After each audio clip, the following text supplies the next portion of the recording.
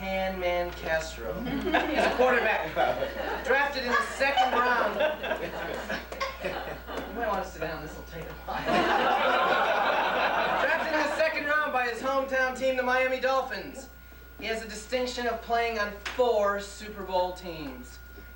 1970, 71, 72, and 84. He never actually got to play in the Super Bowl, but he has the rings to show for it. He backed up Bob Greasy in the early part of his career, and is credited with helping develop Dan Marino into the quarterback he is today. He retired after the 1988 season, after playing for 18 years without a serious career-ending injury. And he is also known as the best golfer in the NFL for the past 12 seasons. Giving his 10th speech today and becoming a CTM certified touchdown maker, Ralph, where the beauty is. Castro.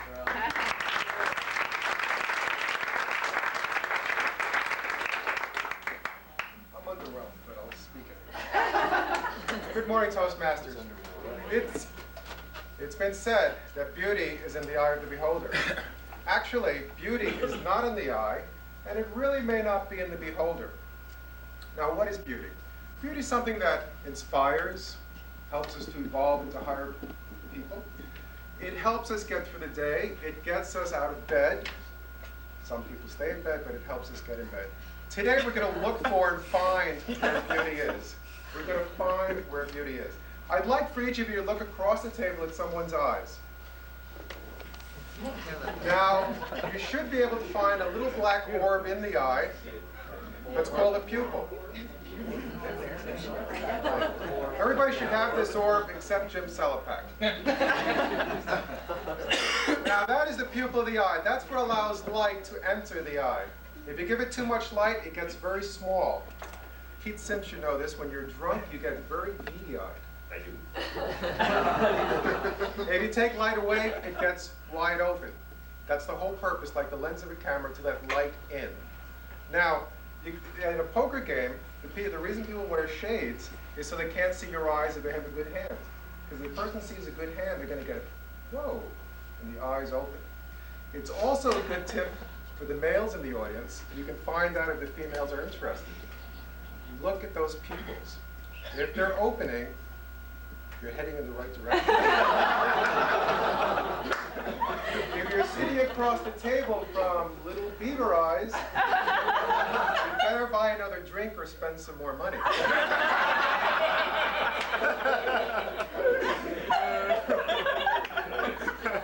Where is beauty? Now, we can look at other cultures and find out what they think beauty is. Now, the female form in general cultures is considered where beauty is. But there, some people like large women, some people like small women, wide women, blondes, brunettes. It's endless. So where is beauty? Is it in the person? Is it in the sunset? Is it the color? Or is it in the brain? Is it something in us that translates these energies into beauty? As I said before, the light enters the eye. And in the back of the eye, we have what they call photosensitive receptors. It takes light energy and makes it into nerve impulses. And then those nerve impulses are translated by our brains into a beautiful experience. Now, the most prevalent form of discrimination, can anybody imagine what that is? It's not religious, it's not racial, and definitely not sexual. It's visual. Each of us every day discriminate visually.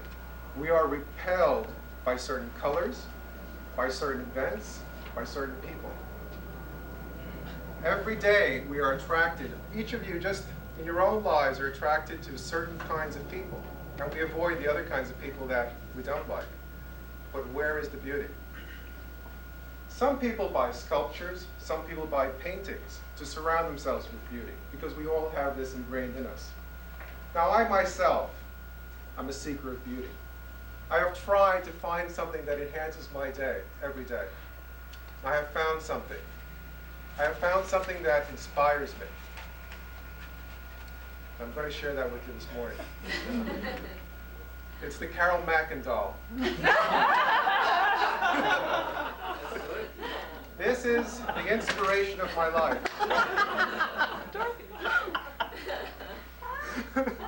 Flex. Yes, it flexes. At night, I put my ear closer to it, and I hear, I have an announcement.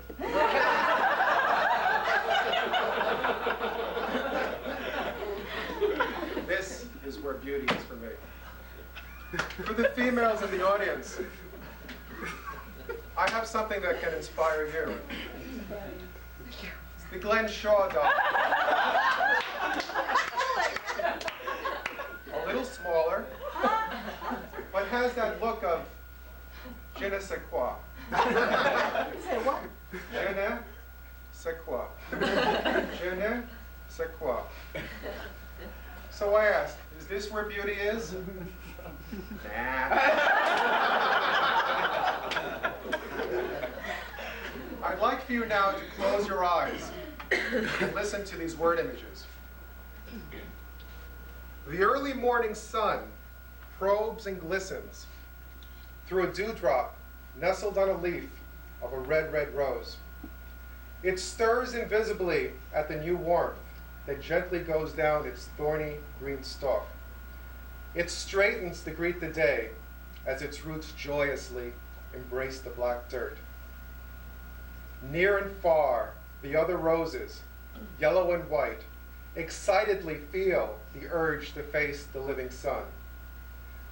The message to awaken, the need to be open, the pulse of the moment pours through the roses as the slender choruses of silent flowers begin to sing their responses with fragrances full of love. One rose, then another, open their leaves and sing their songs of aromatic ecstasy. Please open your eyes. My dear Toastmasters, those flowers, I, you, and all of us, and everything that the world comprises, is where beauty is the beauty that is real, it's the beauty that we seek, it's the beauty that we are, and the beauty that we can be. Today you have looked for, and today you have found where beauty is. Mr. Toastmaster.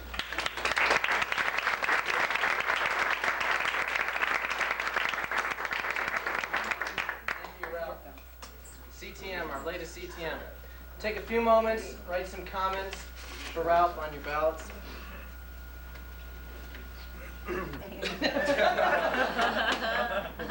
Well, I haven't even been within 15 miles of my home for the past 3 months, so obviously nothing's going on. Ralph Castro, his 10th speech, inspire your audience.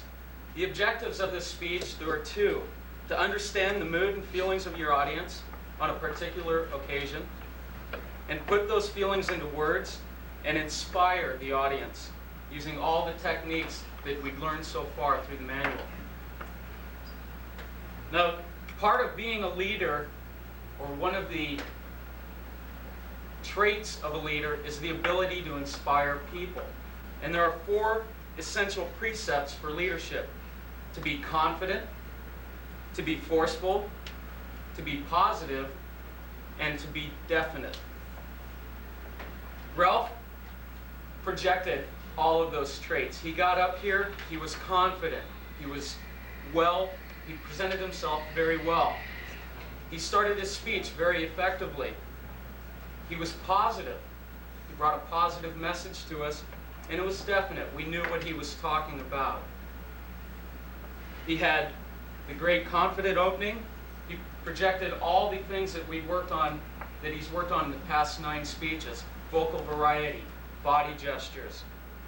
The only comment that I really had about Ralph's speech is that I'm not sure I was inspired. I felt beautiful, and everyone else looked beautiful to me, but I can't say I was inspired, and that was the main goal of the speech, and I think he fell short in that one regard. But in all other aspects, Ralph clearly showed that